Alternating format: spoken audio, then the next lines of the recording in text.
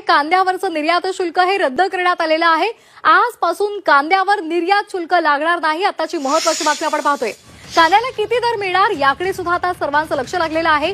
कांद्यावरील 20% निर्यात शुल्क रद्द करण्याचा निर्णय झालेला आहे।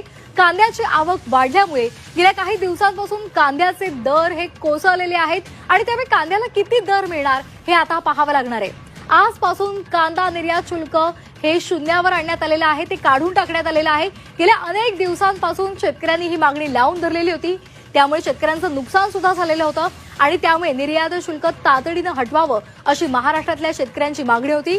आणि आता कांद्यावरचं 20% निर्यात शुल्क रद्द करण्यात आलंय। गेल्या 8 दिवसांपासून 1 एप्रिलपासून कांदा निर्यात शुल्क रद्द करण्याचा केंद्र सरकारनं हा निर्णय घेतलेला आहे।